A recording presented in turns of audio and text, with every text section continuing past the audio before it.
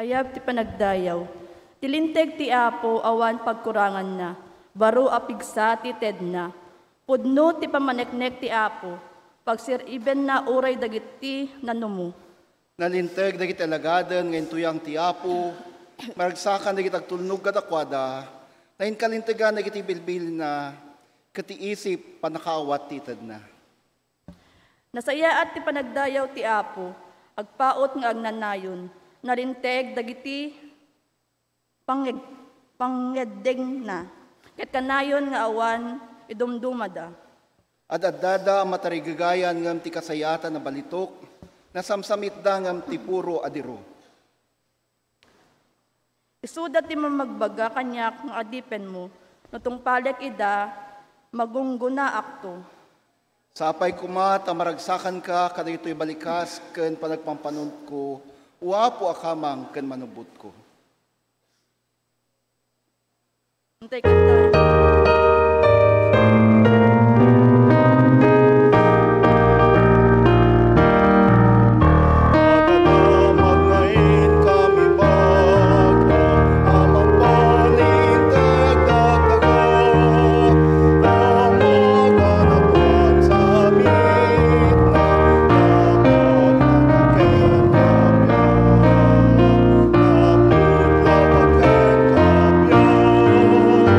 Is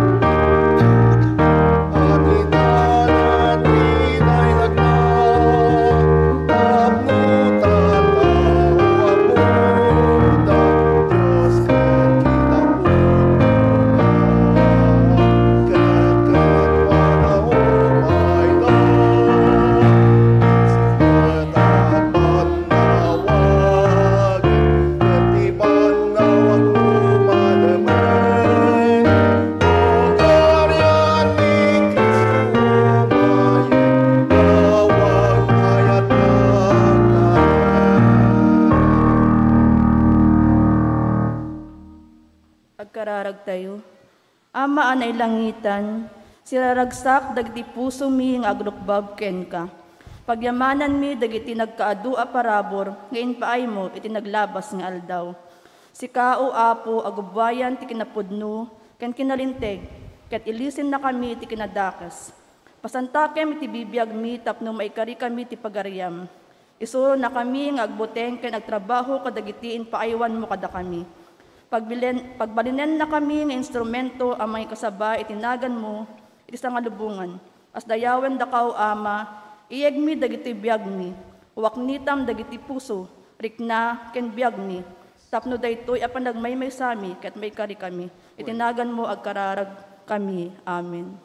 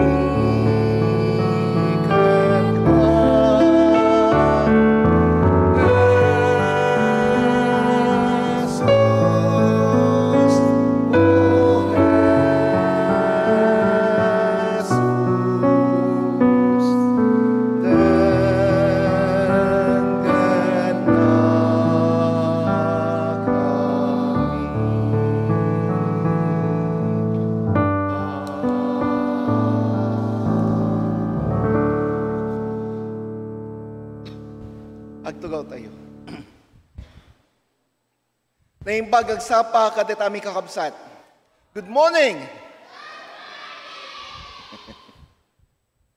Dahito ital daw nga narami ti Apo, agragsak ka nagrambak tayo. This is the day that the Lord has made. Let us rejoice and be glad. Friends, may sa naladingit adamag tinaawat ko itayagsapa, tinabayag a Sunday school teacher tayo kun leader ti Ilocano ni Attorney Edwin Larida ket pimanawen pimusayan. Pumanaw na po si Attorney Larida kaninang umaga lang.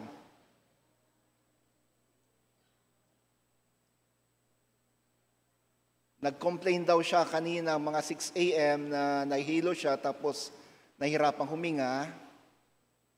Dinala siya sa ospital ng kanyang anak, isang anak, dahil nag-overnight. Yung isa niyang anak doon, dinala sa ospital pero hindi na po na-revive. Isama po natin sa ating panalangin ang pamilya Larida sa panahon ito ng kanilang pagdadalamhati dahil sa pagpanaw ng ama ng pamilya na si Attorney. Ang lakas-lakas pa niya 2 weeks ago, di ba? Nung dinalaw natin sila. Tuwang-tuwa pa sila nung dinalaw namin sila. Isang realidad ang gustong ipaalala sa atin mga kapatid. Ano ito? Di po natin alam kung kailan tayo dadatnan ng kamatayan. Tulad nga ng nangyari kay Attorney, ang lakas pa eh. Siya pa yung namamalengke sa kanilang mag-asawa at naglilinis sa bakuran nila. At kapag pumupunta sa palengke, nakabike pa yan. Pero, ganyan po talaga. That's a reality of life. Death comes at a moment that we don't expect. Pangalawa mga kapatid, so much for that sad news. Tabayan na lang natin kung anong final decision ng family, kung sa Central Church nga ba o dito ibuburol. Pero sabi natin, Ate Chit, most probably dito, kasi dito yung puso ni Attorney. So, pangalawa mga kapatid, we praise God sa katagumpayan ng ating gawain nung kahapon actually, dito sa church. naganap po ang ating public Bible reading, New Testament distribution with bottled water and biscuits. At kasama po natin ang ilang mga taga-Muñoz. Tuwang-tuwa yung mga taga-Muñoz eh. Yung isa, sabi niya, feeling ko lumulutang ako at ang bait-bait ko. Talagang pinuntahan nila yung mga dito sa labas, dito sa eskinita, pinasok nila yan. Wala silang kakilala dyan para mag-distribute ng New Testament. Diyan sa mga tindahan, pinuntahan nila, nagbigay sila ng mga New Testaments. 500 po yung na-distribute natin, actually kulang yun. Halos wala pang 1 oras na ubos na. Yung iba umakyat sa mga jeep, sa mga bus, pumara ng mga taxi, para maibigay yung New Testament. Sabi ko nga meron pa akong 2 boxes sa office. Ang gagawin naman natin doon sa Galiana at sa Muñoz, sa Christine, doon tayo magdi-distribute. Upang makilala talaga nila tayo bilang isang simbahan at makilala nila yung mga taga-Galiana na, ibang-iba na. Lahat ng yan ay dahil sa Panginoon. Malay natin, baka hindi na lang isa o dadalawang sasabing, feeling ko ang bait-bait ko. Feeling ko habang nagbibigay ako, lumulutang ako. Para sa akin, yun po yung katagumpayan Yung mas nakatagumpayan yung habang nagbibigay ka, pakiramdam mo, kakaiba, na sa iyo ang presensya ng Diyos.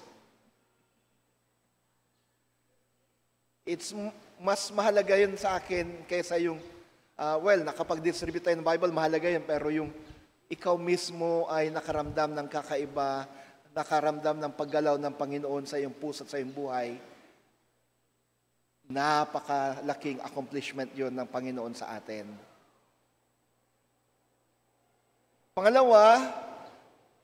Pangalawang realization na dumating sa akin ay, sana magkaroon pa tayo ng mas maraming kopya ng New Testament at mga Bibles for distribution upang kahit wala tayong public Bible reading, i-schedule natin, hahayo tayo si Ate Ansel at Ate Marlene dyan sa bus station. Umakyat pa sila sa mga buses dyan na nakaparada at pinuntahan yung mga pasahero at mga konduktor, driver. Wow! Yan ang simbahan. Gusto kong makilala ang NACS UMC na ganyan. Humahayo. Kaya tingnan natin kung paano tayo makakakuha ng mas marami pang kopya at nang sa ganun ay from time to time, hahayo tayo, iikutin natin itong paligid natin, ikutin natin ang buong Muñoz para mag-distribute ng bagong tipan o di kaya ng Biblia. Amen po ba doon? Later on, hindi na lang yung dito sa paligid at hindi lang sa Muñoz, kundi sa mas marami pang lugar. Kung magaya natin yung goal ng Gideons ng 1 million, bakit hindi? Ano kayo, Cesar? Na-reach nyo ba yung 1 million?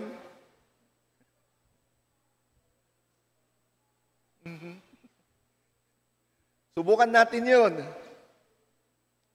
Kung ang NACS UMC makadistribute ng 1 milyon na New Testament o Biblia, grabe na yun. May isa nga, humingi ng 10 dahil sa kanyang store ay mayroon daw Bible study. Sabi ko nga, puntahan namin later on yon. Alamin kung sino naglilid ng Bible study sa kanila at kung gusto nila, makipartner tayo sa kanila. Dito lang sa malapit. So, isang magandang balita po yon. Third, ito po yung huling araw, dahil ito modingal daw, the National UMYAF, United Methodist Young Adults Fellowship Council Meeting. Nagsimula po nung Biyernes, doon po sila sa Holy Club nagse-session, pero ang opening worship at communion ay dito sa sanctuary. It was a very powerful worship na kung saan si Bishop Estrella ang nagsermon and we officiated the Holy Communion. And then sa KKFI sila natutulog. Yung mga officers dito po sa kiddie room sila natulog. Kasi gusto nila sama-sama sila para sa pagpupulong nila. So maraming salamat po sa inyong panalangin at suporta sa mga young adults ng ating simbahan. Lastly, ngayon po ay National Bible Sunday. Kung kaya't pinagdiriwang natin tayo nagpapasalamat dahil may Biblia. Kaya lang nagtataka kayo, National Bible Sunday, pero bakit walang Biblia sa altar? Malalaman niyo po mamaya yan. Happy birthday! Sino-sino yung mga nagdiriwang ng kalangkarawan sa linggong ito? Who are our birthday celebrators for the week? J. Aquino Ginto, Richelle Ann Estioco, John Benedict Cabog, Marife Aquino, Johan Ritz Ampaso, Mel Pedida Fleischer, Elmira Cruz, Evangeline Salvador. Kilala nyo yung sunod? Parang di natin kilala, no? Ethel de la Cruz. Sino kaya yan? Mary Grace Calawad, Sofia May Santos, Virgie Ocampo, Naomi Castro, Efren Legaspi, Dorcas Marcelo, Joan De Leon, sino yan? Elisa Lucena, Maria Socorro Tuazon, Oscar Valencia Jr., Alison Garcia, Rovelyn Llano, Yuli Manonog, Ernesto Aquino. At meron pa po bang ibang nagdiriwang na kalangkarawan ngayon? Alam ko, meron pa.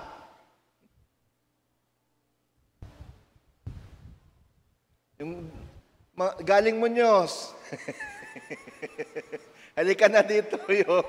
Ethel.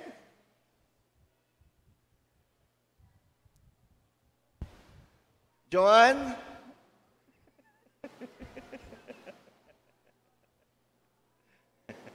Meron pa po ba?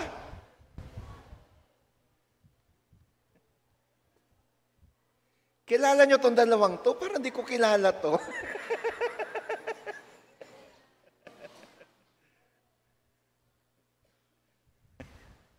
Naghihiya siya. Halika na iho para may panalangin ka namin. Ganon din, i-welcome din natin para pumunta dito. I-welcome natin si Glenn Catis, Eric Catis, Josephine Javier, at Leonora Javier. Pwede po bang pumunta rin kayo dito sa harap? Wala ka nang lusot, iho.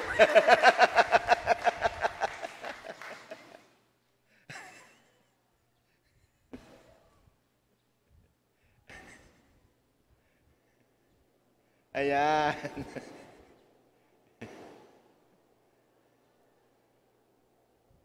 Meron pa po ba tayong mga bisita dyan? Or first-timers? Sige. Can we just extend our hands toward them? Let us pray for them.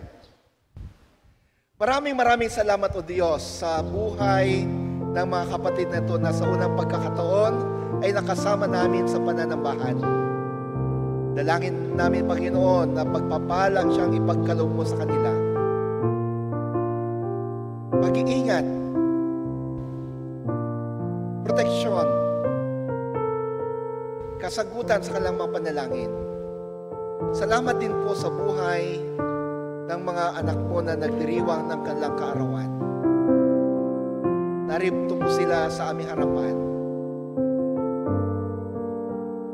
pag-iingat, O Diyos, ang iyo ring ipagkaloob sa kanila, pagpapala, kagalingan sa anumang sakit na nararamdaman o di kaya ng kanilang mga mahal sa buhay. Sa bagong taon na ipinagkaloob at ipagkakaloob mo sa kanila, dalangin namin, haharapin nawa nila ito ng may panibagong pangitain para sa mas magandang kinabukasan. Bagong kalakasan, bagong katagumpayan. Salamat po, salamat po. Sa ngalan mo, Kristo. Amen.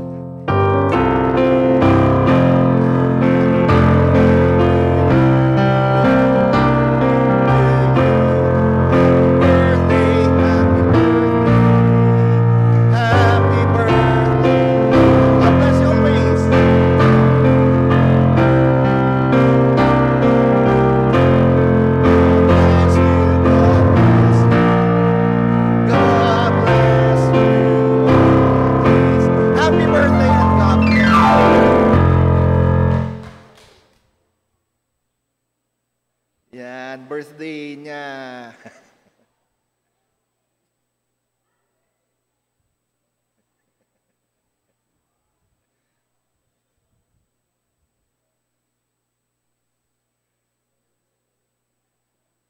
Atin ngayong pakinggan ang tanging alay ng mga bata.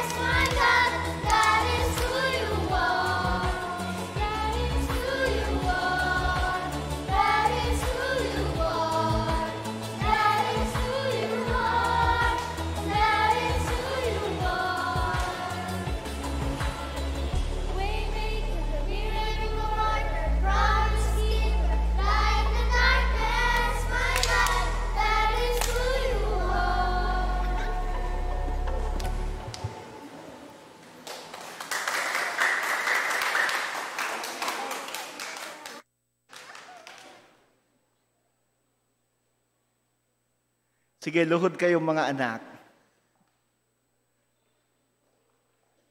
Lahat ng mga bata dyan, pwede po bang dalhin nyo dito o punta kayo dito para kayo'y aming may panalangin.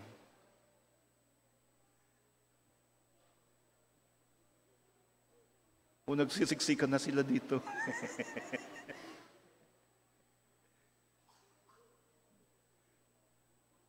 Tayo manalangin.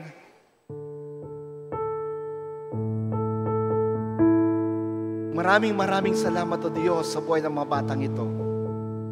Sa buhay ng mga anak namin ito. Sa murang edad, sila'y nagpupuri sa iyo. Dinadala kami sa iyong luklukan sa iyong trono sa pamagitan ng kanilang mga papuri.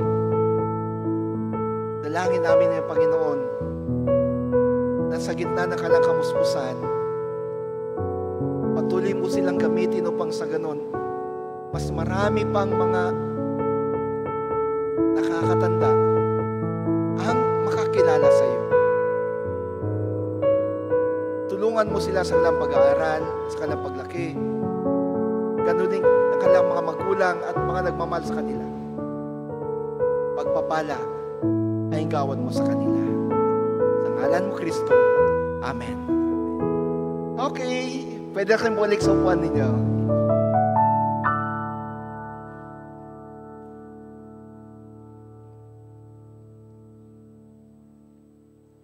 Mga kapatid, ang Biblia ay salita ng Diyos.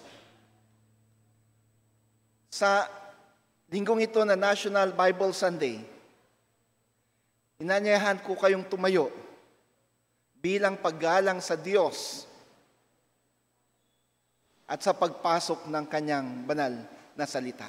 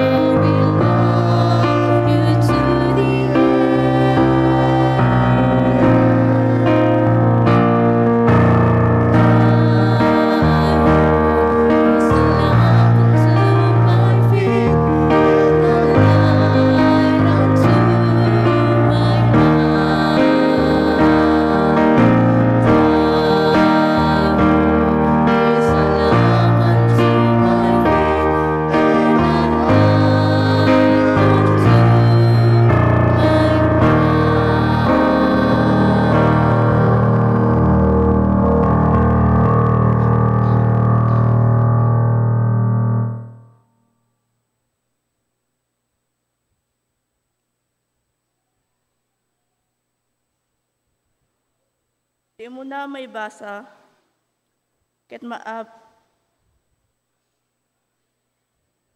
Genesis chapter 2 verse 7, 2 Timothy chapter 3 verses 16 to 17. Ket kastoy tinilaon na. Nangalan ni Yahweh at Diyos ti daga sa nangbukel ti tao. Insang aw na ti anges ti biyag iti agong daytoy ket naadaan iti biyag. Impalting ti Diyos ti amin anasantuan asurat ken nagserbi apang isuro iti kinapudno pangbabalaw pangator iti biddot ken pakasursurwan ti itinarinteg a panagbiag. Tapno awan pagkurangan ti tao nga agserbi ti Dios ket sisagana ang agaramid iti amin akita ti kinaimbag. Isao ti Apo. Agyaman tayo iti Dios. Ang pagbasa mula sa Ebanghelyo ayon kay San Marcos. Pumunta si Jesus at ang mga disciples niya sa bayan ng Capernaum. Pagdating ng Sabat, ang importanteng araw ng pahinga ng mga Jews, nagpunta sa sinagog si Jesus at nagturo. Bumilib ang mga nakikinig sa mga teachings niya kasi nagturo siya ng may authority, di tulad ng mga teachers ng law. Biglang pumasok sa sinagog ang isang lalaking sinapian ng masamang espiritu. Sumigaw siya, "Anong pakialam mo sa amin, Jesus na taga Nazaret? Dumating ka ba para wasakin kami? Kilala kita, ikaw ang banal na mula sa Diyos." Sinaway ni Jesus ang masamang espiritu, "Tumahimik ka, lumayas ka sa taong ito." Nangisay ang lalaki dahil sa masamang espiritong sumapit sa kanya. Tapos, sumisigaw na lumabas ang masamang espiritu galing sa lalaki. Bumilib ang mga nakakita at nagtanungan sila, "Ano to? Bagong teaching? May kapangyarihan siyang utusan ng mga masasamang espiritu at sumusunod sila." Dahil sa nangyari, naging sikat si Jesus sa buong Galilee. Mga kapatid, ang ebanghelyo ng ating Panginoon. Dayaw ti mapaiken ka Hesus Kristo nga Apo.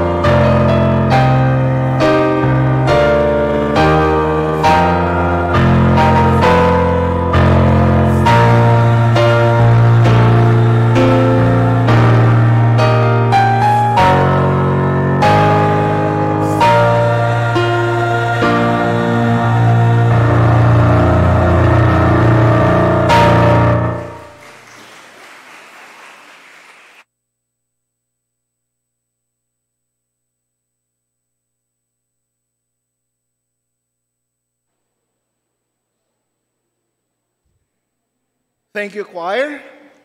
His word will stand.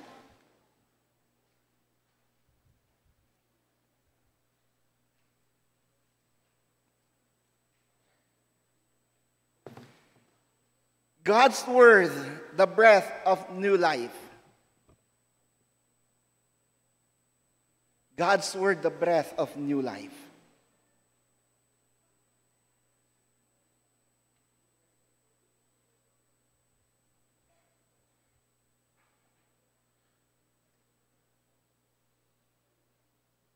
The Bible. The Bible. Mga kapatid, sino sa inyo dito ang nakabasa na sa buong Biblia, Genesis to Revelation? Pakitaas ang kamay. Sino sa inyo nakabasa na ng buong Biblia? Genesis to Revelation. Isa, dalawa,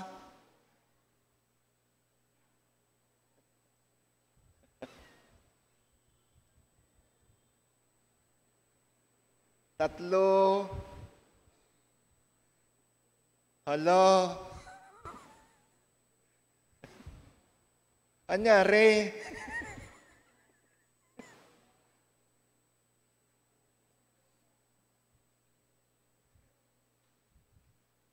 Parang malaki ang assignment natin ah.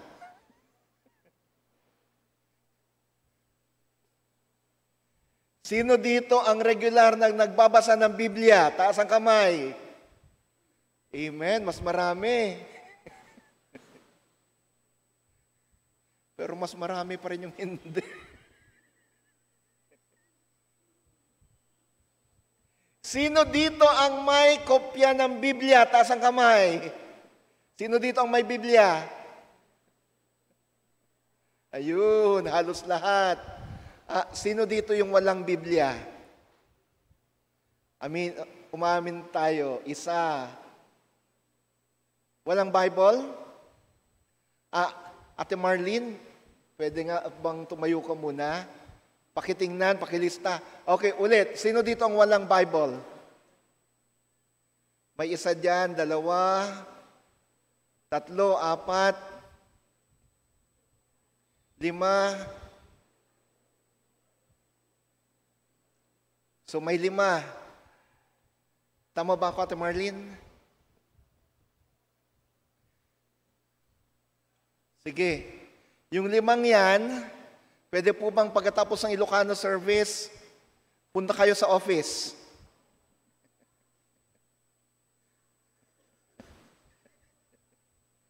Puntahan nyo ko sa office, kayong lima.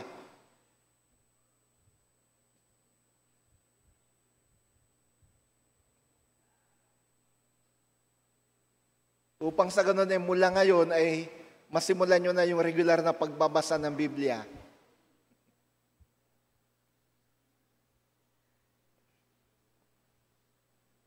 Ang salita ng Diyos, the breath of new life. Mga kapatid, ang pagbasa natin mula sa Lumang Tipan, Genesis chapter 2 verse 7. Then the Lord God formed the man out of the dust of the ground and blew into his nostrils the breath of life, and the man became a living being. Sinimulan ng ating pagbasa yung paglalang ng Diyos sa tao. Our first reading from the book of Genesis tells us of that moment when God created man. Nung nilalang ng Diyos ang tao,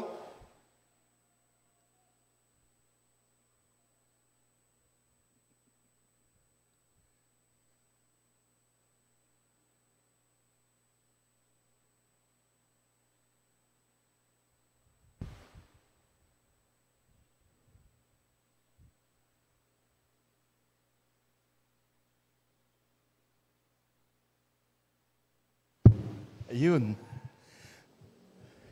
Nung lalagyan ng Diyos ang tao, Siyempre, from the book of Genesis, mababasa natin na kumuha ang Diyos ng lupa. And then, para siyang naglaro. Gaya nung kami mga bata pa. Pupunta kami sa bukid, kuha kami ng putik, tapos babasahin namin. Gagawa kami ng iba't ibang mga korte, mga shapes. May gagawa kami ng tao, bahay, palayok. Lahat halos ng mga maisip namin. May aeroplano, may kotse.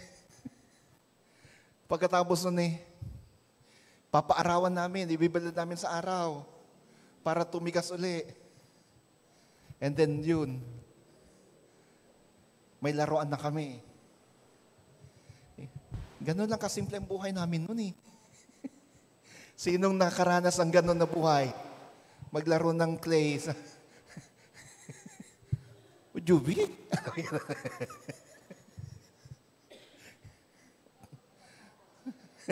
Pupunta kami sa bukid niyan at kukuha ng putik. Ayan. Nang lalangin ng Diyos ang tao, para lang siyang naglalaro ng putik. Kumuha ng putik, parang bata na naglalaro. Kumuha ng putik, ginawa niyang korteng tao. Pero, ang iba doon sa kanyang ginawa ay, ang kakaiba, hiningahan niya ito. God breathed into its nostrils. At yung putik na ginawa niyang korteng tao, nagkaroon ng buhay. Nagkaroon ng buhay.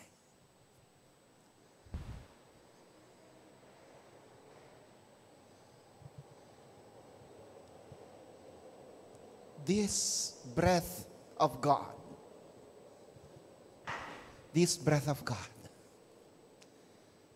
gave life to humanity.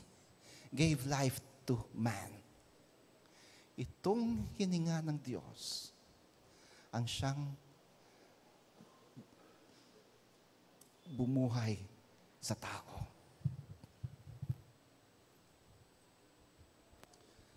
Sabi natin, at sabi ng mga Bible scholars, ano nga ba ito? Itong hininga ng Diyos na ito. Sa isang pag-aaral sa Lumang Tipan, sa original na pagkakasulat ng Lumang Tipan, ang salitang Hebreo or Hebrew word na ginamit ay ruach. Ruach, meaning breath or wind. Pero sa mas malalim na pag-aaral, yung ruach na to, yung breath na to, yung hangin na ito, ay actually ang Espiritu ng Diyos.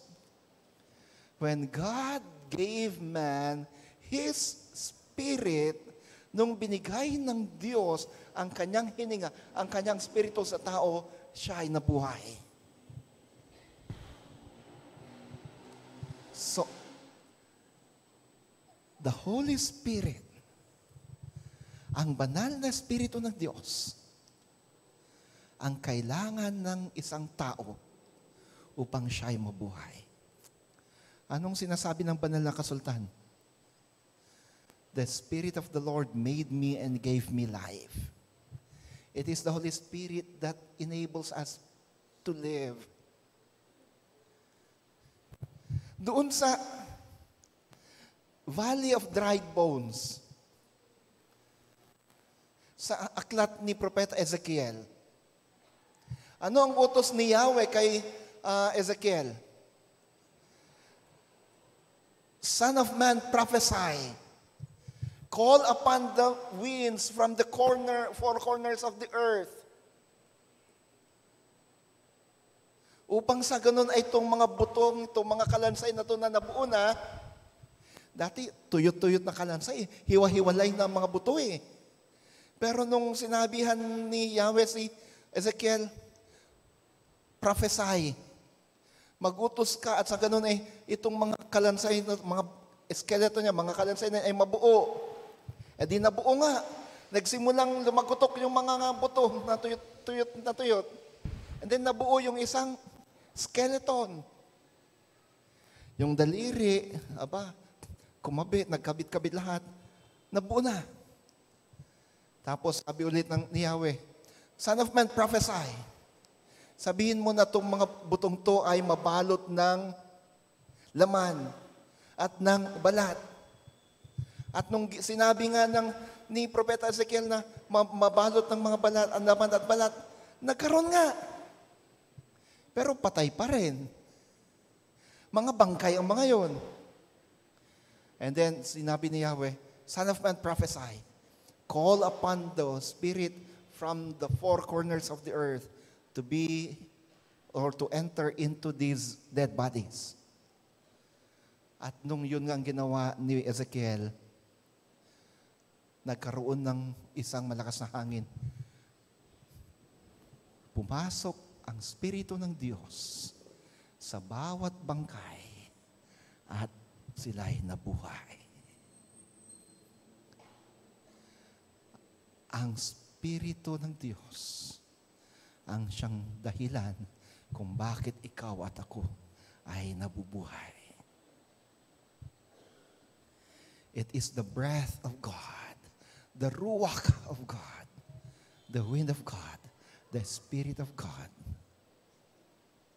who keeps us alive. Ti Espiritu na po Diyos, ti rason, mapay nga addaan tayo ti biag itata. That's Genesis chapter 2. Nga mapay nga, ti surat ni Pablo kani Timoteo. Pero bakit sa sulat ni Pablo kay Timoteo, ang sabi niya all scripture, ang bawat salita ng Diyos ay God breath. Hininga ito ng Diyos. Paanong yung hininga ng Diyos sa lumang tipan na siyang banal na spirito ay siya ngayong banal na kasulatan o salita ng Diyos kay Timoteo. Anong relasyon ng dalawang to? Mga kapatid, simple lang po to. Una, doon nung lalangin ng Diyos ang tao, ang hininga ng Diyos ang siyang dahilan kung bakit nabuhay ang tao physically. The very reason why man became alive physically or physically alive is because of the breath of God, the Spirit of God. Ano naman ang sinasabi ni Pablo sa Timoteo? The very reason why our souls, our spirit, becomes alive is because of the Word of God. Kung paanong ang tao kailangan niyang kumain ng tayo, kanin, ulam, sa ibang bansa, tinapay. Kung paanong kailangan natin ng pagkain physically, our spirits need to be fed with the Word of God in order for us to be spiritually alive.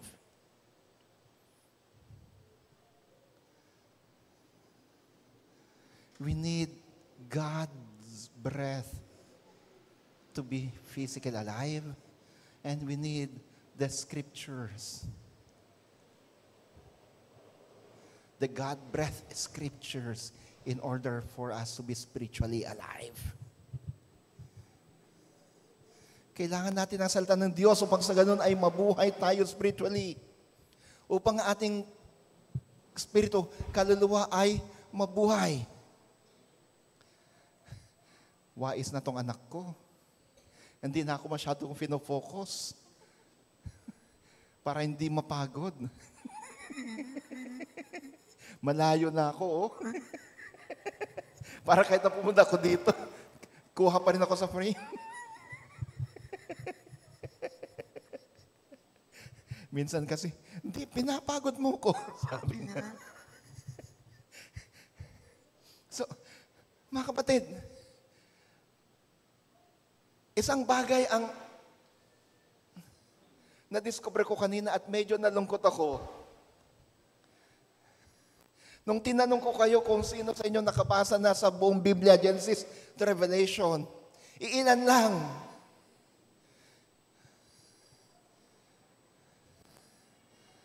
Nung tinanong ko kayo kung sino ang may regular na Bible reading, iilan lang.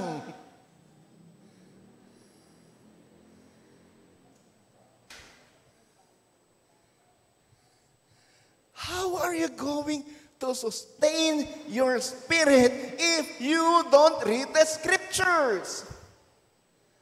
Paano nyo bubuhayin ang inyong spirito kapag di tayo nagbabasa ng banal na kasulatan? Na siyang dahilan upang sa ganun ay mabusog ang ating spirito. Mga kapatid, kung paanong tayo nabubusog physically, ganun din sana spiritually. Dapat balance lahat yan. Hindi lang sana tayo may malaking tiyan. Gaya ko. Mas bundat pa sana tayo pagdating sa spiritual na bagay. Especially sa pagbabasa at pag-aaral sa salita ng Diyos. Kaya sabi ko kanina, tinanong ko kung sino sa inyo ang walang Biblia. May 5. Kaya sabi ko yung 5 yan, pupunta sa office ko mamaya. Bibigyan ko kayo ng stick isa. 5 lang yun, ha?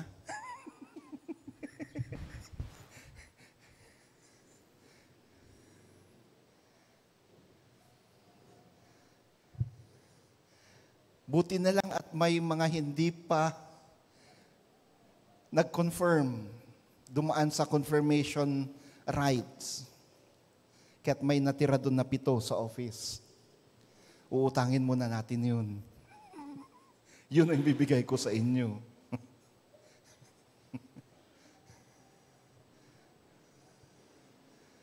Para pag-uwi nyo mula sa simbahang ito, masimulan nyo ng magbasa ng Biblia. Regular na pagbabasa ng Biblia at nang sa ganun, tumataba naman ang iyong spirito.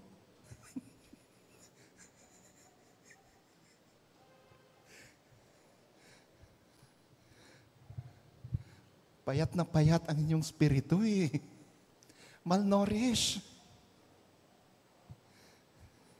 Malnourished.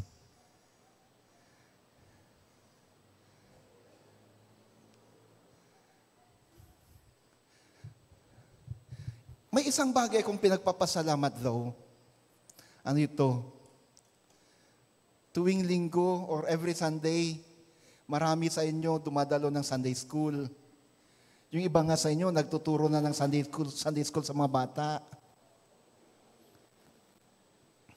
Yung mga inaanak namin, nandyan na sila sa Children's Sunday School.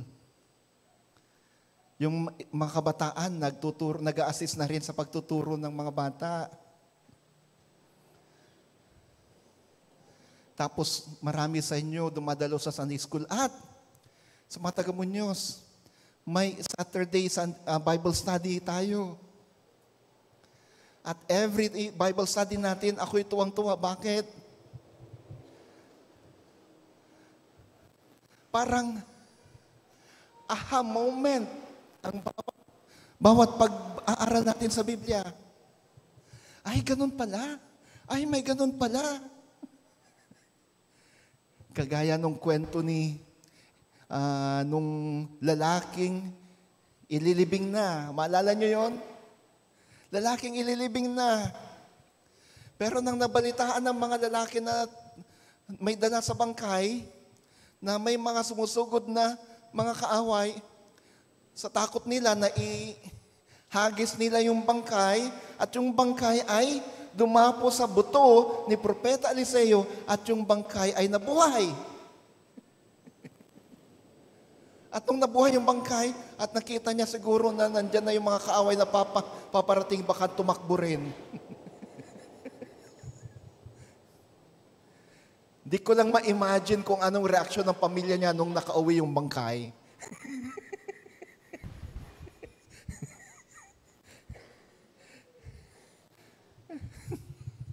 So, yung Biblia may comedy rin. Pero sa mga taga-Muñoz, sa mga kasama ko sa Bible study sa Muñoz, ay, may ganun palang kwento sa Biblia. Nakakatuwa, pero ang ganda ng mensahe sa atin.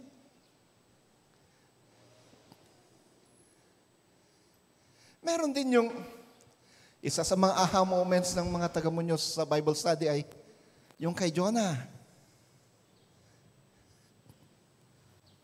Yung kay Jonah. Nung siya'y kinain ng malaking dilis. Malaking isda.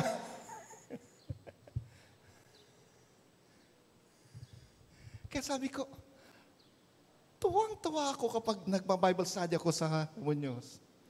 Kasi halos every Bible study is an aha moment. Wow, ganun pala yun.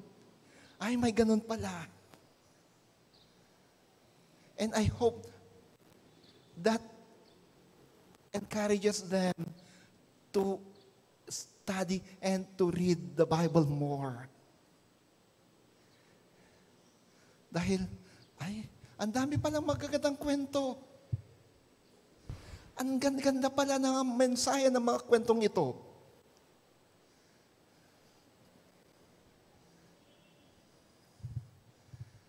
We need to study, to read and study the scriptures. We need to read and study the Bible. The breath of life and the bread of life. Kaya nga, may kanta tayo, di ba? Break thou the bread of life, dear Lord, to me. As thou didst break the loaves beside the sea. Be and the sacred page, I seek thee, Lord. My spirit pants for thee, O living word. Hit them, titinapay, tibiyag apo. Amay pa ito'y kararwang. Kas pananten mo diyay, den at paymay. Katagiti tao na bisinan. Break thou the bread of life, dear Lord, to me. And what is that bread of life? The Word of God. The Word of God. Ang assignment po ninyo sa akin, mga kapatid,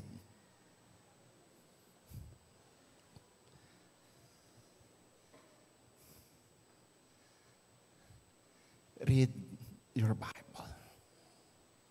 Read your Bible. Feed your spirit.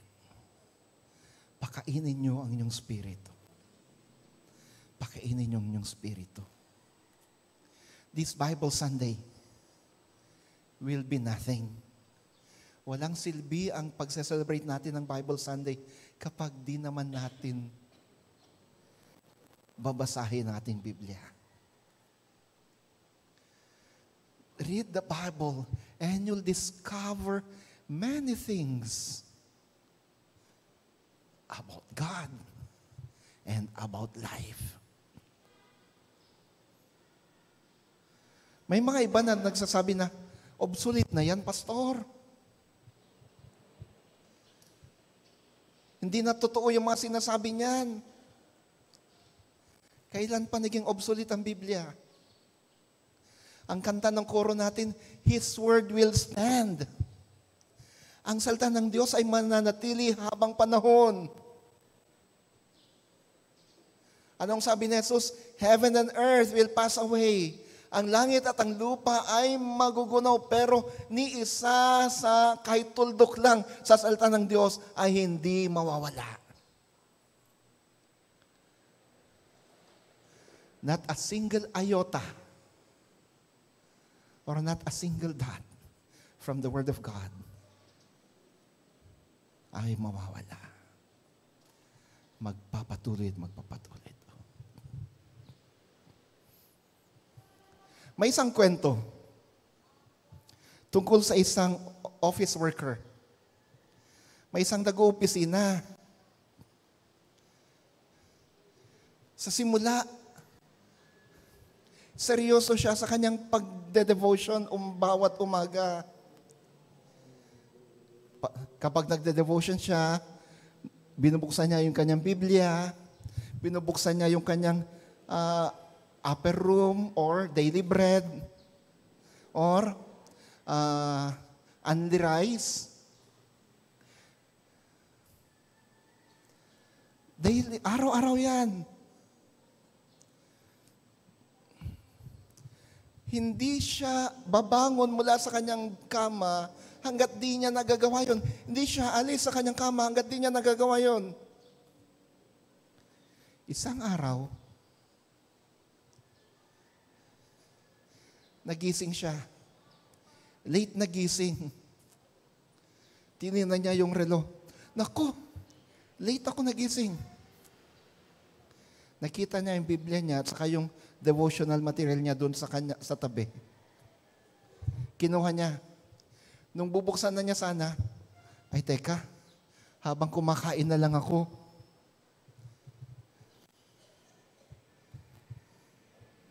Nung naihanda na niya ang pagkain niya, at nung kakain na, biglang tumawag yung boss niya. At habang kumakain, kausap din niya boss niya.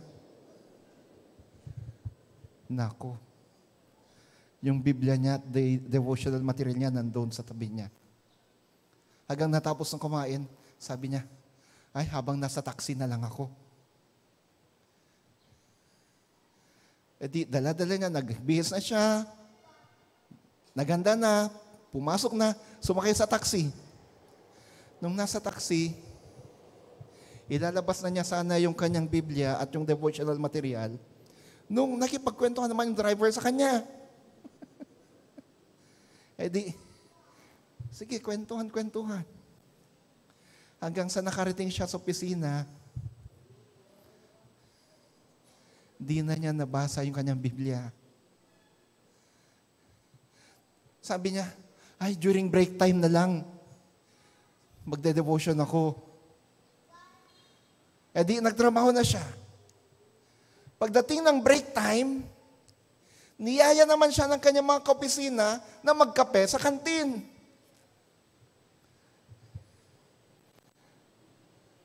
Yung kanyang Biblia at devotional material, andun sa ibabaw ng lamesa niya. Bye-bye. Pagkatapos niyang mag-break, sabi niya, during lunch na lang. Sigurado ko, may panahon na ako sa lunch. Lunchtime. Naku, may ipinagawa sa kanya yung kanyang boss. At hindi siya tumigil hanggat di niya natapos. Hanggang sa oras ng lunch, nagtatrabaho siya. Yung daily devotion niya, daily Bible reading niya, wala na naman. Sabi niya, pag uwi ko na lang sa taxi pa mamaya, sigurado dapat magbabasa ako, magde-devotion ako.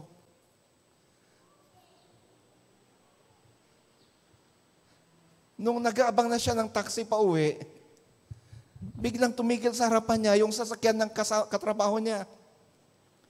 Halika na, ihatid na kita. Aba, tuwang-tuwa, libre siya sa pamasahe.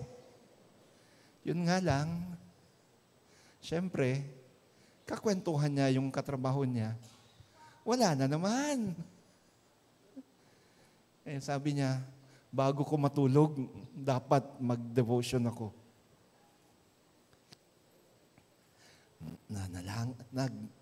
Kumain na siya.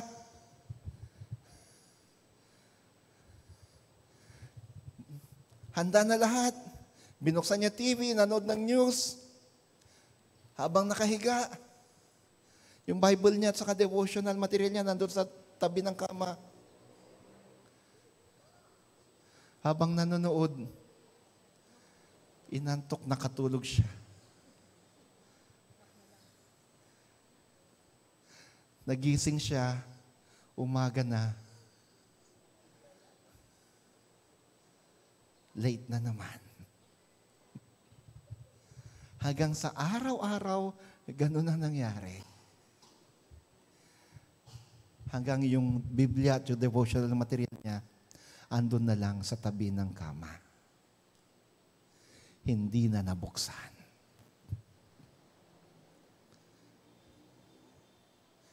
Lumipas ang mga araw, nakaligtaan na niya yung pagbabasa ng Biblia. Nakaligtaan na niya yung pagdedebosyon niya. Di niya namamalayan. Napapalayo na rin siya sa Diyos. Di niya namamalayan. Yung mga simpleng problema niya noon, feeling niya napakabigat na. Halos di na niyang kaya.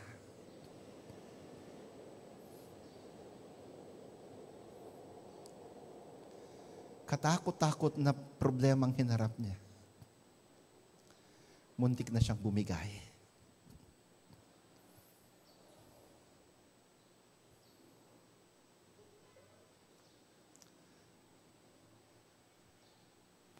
She wanted to commit suicide then.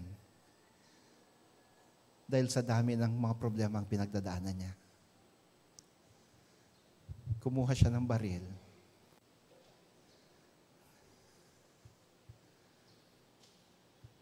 Habang nakatutok yung baril sa sentido niya, bigla niyang nasulyapan yung Biblia. Bigla siyang natauhan.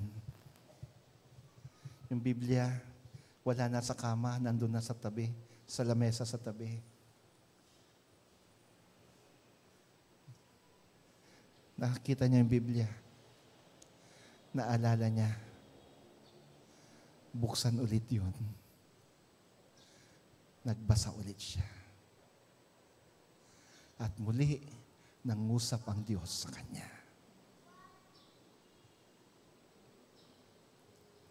Friends, part of that ay kwento lamang.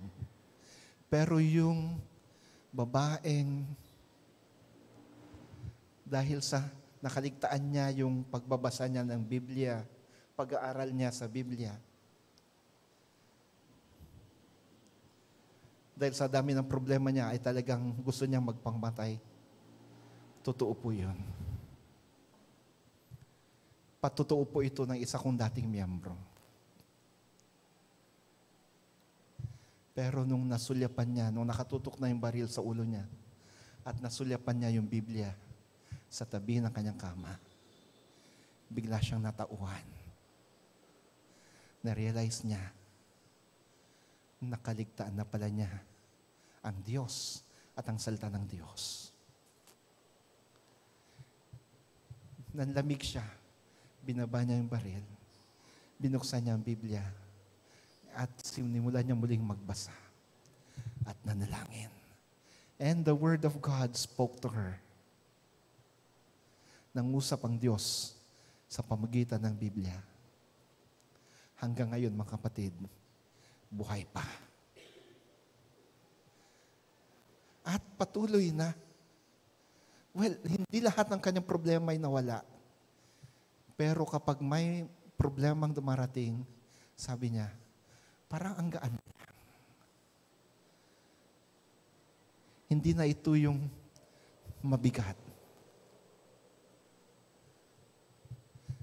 Mga kapatid, consider reading, studying the Word of God daily in order for your spirit to be alive. Order for your spirit to be alive. Huwag niyong gutumin ang inyong spirito. Give your spirit the bread of life. Give your spirit the bread of life. Read your Bible. Read your Bible. Yung devotion ni Pastor Sunny nung Biyernes, natawa ako nung kumanta siya. Pero, it's a children's song, pero napaka-meaningful para sa atin.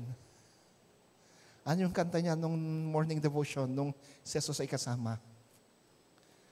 Kinanta niya, read your Bible, pray every day, pray every day, pray every day. Read your Bible, pray every day, and you grow, and you grow, and you grow. Read your Bible, pray every day, and you grow.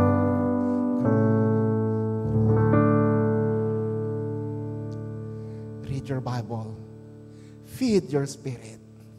Feed your spirit with the bread of life, with the Word of God. And I assure you, your faith will grow, I assure you. Anumang problemang dumating, dahil napakain nyo ang inyong spirito, magaan na lang yan. Hindi nyo namamalayan. Nalulutas na yan. Read your Bible. Good morning, friends. God bless us all.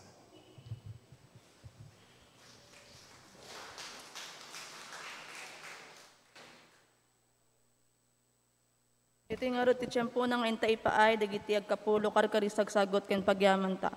Tayo ti Apo.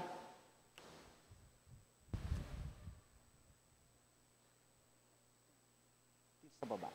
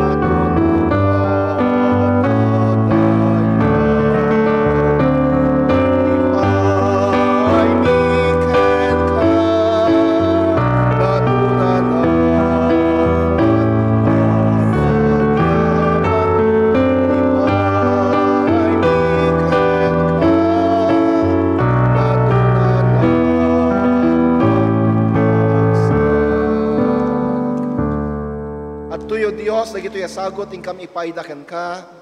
May ayo ka kadiwapo kadagitoy. May ayo ka kadagiti anak mo. Isuda nang ipay kadagitoy. Bendisyon na mida. Agtultuloy ka diti panakaawat da. Taglablapusanan pa panabor mo. Patuloy nawa nilang tanggapin, O Diyos, ang iyong pagpapala. Kung magkano man binigay nila sa inyo ngayon, ibalik mo sa kanilang 100 beses o higit pa. Panginoon, muli, gamitin mo mga to, mga alay namin to, para sa iyong kaluwalhatian. Sa ngalan mo, Kristo. Amen.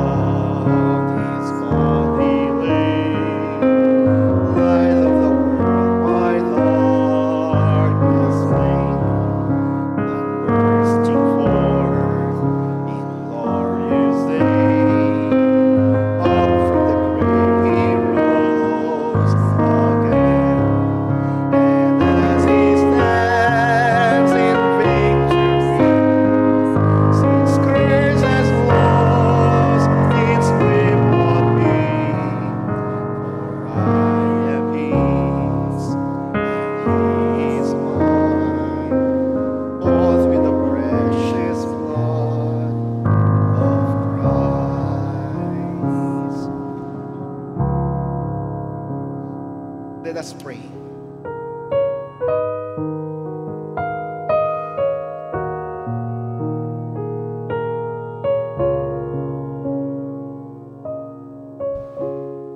Sa iyo lamang, O Kristo, kami umaasa. Sa inyo lamang, O Kristo, kami nagtitiwala. Sa iyo lamang, O Kristo, kami lumalapit. Sa panahon na kami dumadaan ng matinding pagsubok, sa panahon na kami nagkakasakit, sa panahon na kami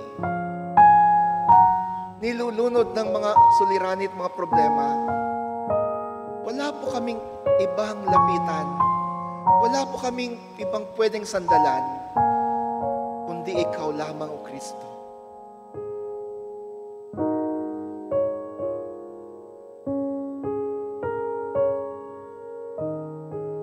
Nakikilala ka namin, O Jesus, sa pamamagitan ng aming pakikinig sa iyong mga salita, sa pamamagitan ng pagbabasa sa Biblia, sa pamamagitan ng pagninilay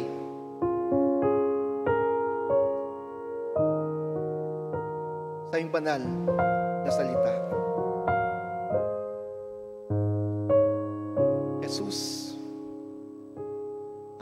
Panginoon, patuloy po kayong mangusap sa amin.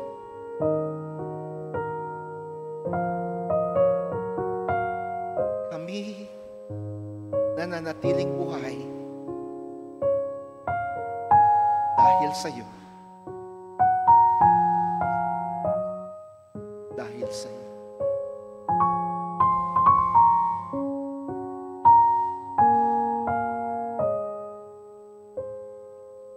Ilapit mo kami sa iyo, O Jesus. Draw us near to you, O Jesus. Draw us near to your word, O Jesus. Draw us near to your word, O God. That our spirits may be nourished. That our life may be changed. Draw us to your word, O Jesus. That beginning today, we may resolve to diligently read and study your word. That beginning today, we may resolve not to neglect the reading and meditating on your word. Patawarin kami, Panginoon, kapag nakakaligtaan naming basahin ang iyong salita. Patawarin mo kami, Panginoon, kapag nakakaligtaan namin kumonsulta sa iyo at sa iyong banal na salita. Patawarin kami kapag tinatalikuran namin ang aming obligasyon na magbasa ng Biblia. Panginoon, sa araw na ito, natanggap namin ang isang balita ng isa sa mga leader ng pagsambang ito, ng Ilocano Worship at ng Ilocano Fellowship ay pumanaw na. Si Attorney Larida. Salamat po sa buhay niya. Salamat po sa paglilingkod niya sa simbang ito, sa Ilocano Fellowship, at sa mga na-impluwensyahan niya, sa mga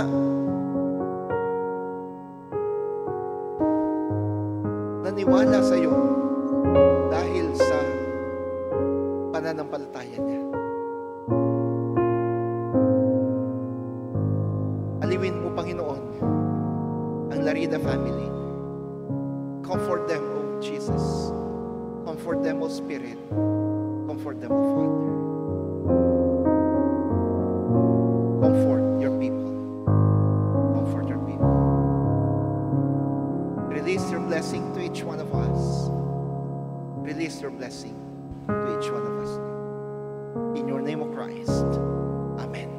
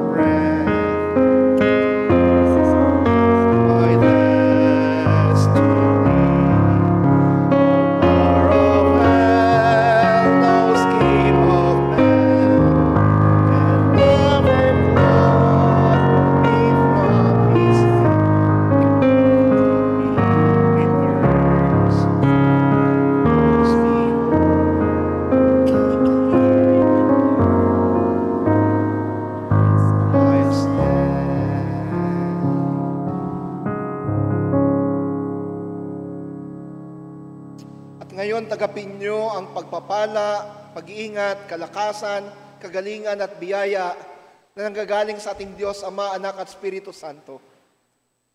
Ti apoy paay na kuma, ti parabor kada kayo. Ti apoy paay na kuma, panakaagas kada kayo. Ti apoy paay na kuma, ti pamendisyon kada kayo. Sika, ti pamilyam, kam kaya iti aming ipatpatag mo. Amen. Amen.